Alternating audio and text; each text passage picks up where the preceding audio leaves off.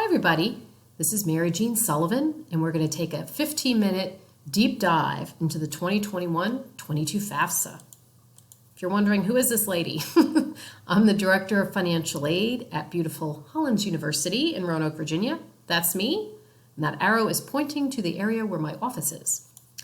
So what is the FAFSA? Well, it's an acronym and it stands for Free Application for Federal Student Aid. You use the form to apply for federal, state, and other financial aid. For example, a lot of colleges and universities require it for financial aid from themselves, same with outside scholarship organizations. It's about 100 questions. You fill it out online, and you're going to electronically sign it using a federal student aid, or FSA for short, user ID and password. There are English and Spanish versions, and you fill it out at FAFSA.gov. Now, if you prefer, you can download a free app from the U.S. Department of Ed. It's called My Student Aid, if you're going to be filling this out on a cell phone because it might be easier. But otherwise, just go to FAFSA.gov. And there is a toll-free helpline if you need help with the FAFSA or you have problems with your user ID and password. It's 1-800-4-FED-AID. And I will revisit that phone number at the end of this 15-minute presentation. So what does it ask? Well, it asks for demographic information like your name, your social security number, you get the idea. Information about your household, so household size, there's a student section, a parent section, how many are in college, that kind of thing. Financial information from the year 2019, and you can list up to 10 colleges you want the results to go to. So if you're asking yourself, so what does the FAFSA do and why am I filling this out? Well, it calculates your EFC. You're going to hear that a lot. That stands for expected family contribution. Your EFC can be anything from 0 to 9999999. It's a figure.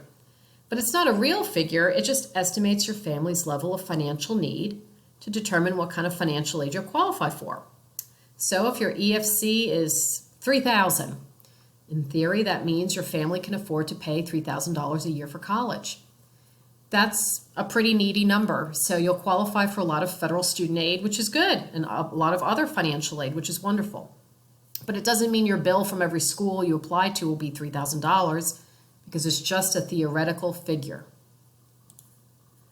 Now, when you're filling out the FAFSA, just be aware that it's going to be looking at 3 different time periods, which is why I have 3 different clocks pictured here. Some of the questions relate to the recent past. Like all the tax and income data is going to be talking about 2019 information. A lot of the questions are going to be as of the moment you're filling out the FAFSA, like marital status or how much you have in your checking account. Is that as of that day? And a handful of the questions are going to be looking to the near future. So for example, household size and number in college, they want to know what the answers are going to be for the 2021-22 academic year. So just pay attention to the questions when you're filling out the FAFSA. The questions are very detailed, so you'll be fine. Now, dependency. The FAFSA considers you dependent on your parents, and it wants parent information and a parent's signature, unless you meet certain conditions. So if a student is over 24 years of age, they're considered independent, and the FAFSA, you don't need to give any parent information. Same if the student is an orphan in foster care or a ward of the court anytime since turning 13 years of age. If the student has a legal guardian as determined by a Virginia court of law, we're not talking about a parent, we're talking about a Virginia court of law granted someone else guardianship over the student, they'd be independent. It would not need the guardian's information on the FAFSA or any parent information on the FAFSA. If the student financially supports themselves and has a child that they're financially supporting a majority of the way, they would also be independent. If the student's a veteran or currently serving on active duty in the U.S. Armed Forces, or the student is married, they're independent. And finally, anytime after July 1st, 2020, if your school district homeless liaison qualifies you as an unaccompanied youth who is homeless, you'd be considered independent. Otherwise, you're dependent and you need your parent on the FAFSA with you. Now, let's say you're thinking to yourself, I don't live with my parent. Let's say your family situation is such that you live somewhere else because of abuse, abandonment, or neglect, you'd want to request a FAFSA dependency override. And you work with the individual college you think you're going to go to get that done. The FAFSA folks don't do it, your college helps you do it. So what you do is you begin this process as soon as you force the FAFSA through without parent information. It won't have that all-important EFC to calculate because you're missing your parent information, but that's okay. Once you force through your FAFSA, you're going to submit a request for a dependency override to your college, and you're going to give them proof of why you think you need a dependency override. For example, if your guidance counselor or a teacher knows your situation, they can write you a letter on letterhead and give that to the school on your behalf. If it's approved, your college will update the FAFSA to flag you as independent, and this shouldn't take long. It should take less than 2 weeks, but you're going to want to get started on it right away. Now, step 1 for everybody is creating an FSA user ID and password that allows you to e-sign the FAFSA and other documents. Excuse me. You're going to do that at fafsa.gov or at studentaid.gov/FSAID. The student needs an FSA ID and the parent needs one too. You each need your own.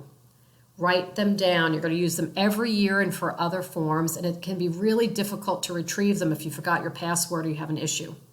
So really take care of writing it down the first time. And don't ever create one for someone else. This is your own private user ID and password, and the retrieval questions are really difficult. So just write it down and only do your own. Now, if you're reading this and if you say, oh, my parents don't have a social security number and can't get one, what do I do?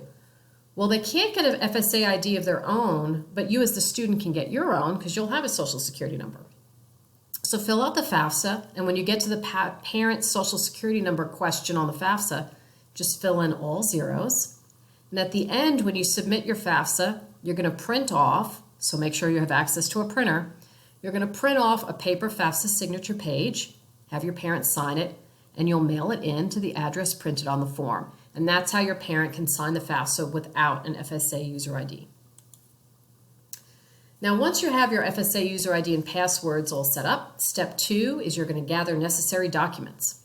Students, get out your social security card. I cannot tell you how many people every year have their FAFSAs reject and error out and don't go through because they guessed on their social security number and it was wrong. Or their name, they didn't use their legal name, which is what's on your social security card. It's really important, so get that out because the FAFSA people do check it with the SSA, the Social Security Administration. You also want to gather your 2019 federal income taxes and other income forms and any bank statements. This lady here is gathering up fabric swatches and colored pencils, which would not be helpful. Step 3 is make sure if you're using an internet browser that the pop-up blocker is turned off. The good thing is Smart Logic will skip unnecessary questions. So as you're filling out the FAFSA, if it says, do you want to skip these next few questions? You can say yes. And then when you're in the financial section, try to use the IRS data retrieval tool if it's offered to you. It will import your 2019 tax data directly from the IRS database, and it flags it as accurate. It's fantastic. Now, not everyone can use this feature, but most people can. So if you're able to, definitely do it. And the final step is pretty easy. After you've gone through all the questions, list the colleges you want the results to go to, review and submit. That's it. Your colleges should get the results in a couple business days. And yes, you can always go back in the future and correct things, so that's good. I'm going to go through some questions and answers next, but I just want you to know that if you go to YouTube and you search for Federal Student Aid, they have their own FSA channel and they have really helpful videos, so I would suggest that you check them out. The most common question I get asked is, who's considered a family member on the FAFSA? Which parent should I use on the FAFSA? So let's just go through all the different family questions first. So, if your legal parents live together but aren't married, you're going to include both on your FAFSA, both of their incomes, both of their names, because there's an option for unmarried but living together. Well, this one's easy. If your parents are married, include both. That's the easy one. If your parent is widowed and remarried, what do you do? Well, if you remember from earlier in the presentation, marital status is as of the moment you're filling out the FAFSA. So you're going to include your living parent and the step-parent because your parent is no longer widowed, they're really remarried. And if your legal parents are separated, divorced, or never married and living apart, you're only going to report the income information and the demographic information on the one parent you've lived with more for the past 12 months. Now, if that parent happens to be remarried, you're going to include that step-parent as well. So here's an example. Your parents are divorced. You live with your mom most of the time. You're going to just fill out the FAFSA with you and your mom's information. Your dad is going to be nowhere on that FAFSA at all. And if your mom happens to be remarried, yes, your stepdad's information is on there. For siblings, you include them in family size if your parents are still substantially financially supporting them, at least half of the way. So at least half of their financial support is coming from them. So if you have an older sibling away at college, but your parents are really supporting that person most of the way, they can be included in household size. Same with other relatives like grandparents. If they're living in the household, but your parents have to be substantially financially supporting them at least half. So you see kind of a trend here. So let's get to some questions and answers. My legal parents are separated or divorced and don't live together. Which parent goes on my FAFSA? Do you remember the answer to that? It's whichever parent you live with the majority of the time in the past 12 months. And if that parent happens to be remarried, you're going to include the step-parent. So as you can see, parent marital status is as of the moment you're filing the FAFSA and not necessarily related to just your birth parents. Here's another one. I live with just one parent who's disabled and doesn't work or file taxes. What income do I list in the parent income section? Well, if your parent didn't work in 2019 and wasn't required to file a federal income tax return, there's an answer for didn't file, so you could put that and just list 0 from income from work. Social Security disability, also known as SSI, is not required to be included on the FAFSA. Here's another one. My parents are divorced and I live with my dad. Do I include his girlfriend on the FAFSA? She lives with us. What do you think?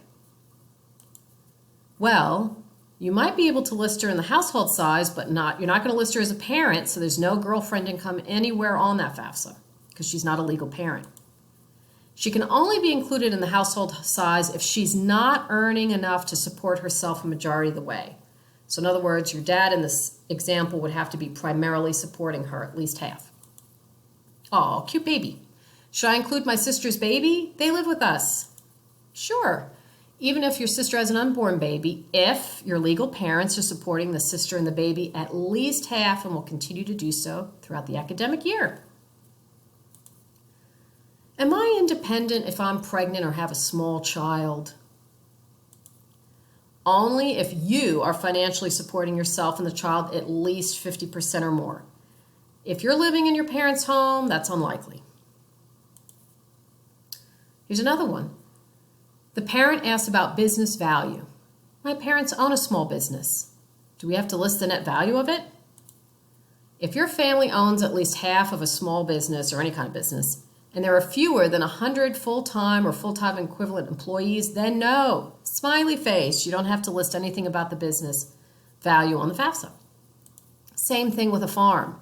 The FAFSA asks about investment farm value. My parents own a farm. Do I have to list the net value of it and this cow? If your family lives on the family farm and operates it, then no. Smiley face. The FAFSA asks about investments. So do we list the value of my parents' retirement accounts, like the 401k, and the value of the home we live in? No. Don't list the value of the home you live in, and you don't list the total value of their accumulated retirement accounts. Now, there's a totally different question about untaxed retirement contributions, though, and it'll tell you on the untaxed income question to look at your W-2 from 2019 in box 12 and see if there's anything listed with codes D, E, F, G, H, or S. If so, you add that in there on your FAFSA. It gives very explicit instructions. That's untaxed retirement income contributions that you made the past year. If you need help with the FAFSA instructions are really helpful. There's also that 800-458-HELP hotline, the FSA YouTube videos, and studentaid.gov has a lot of help.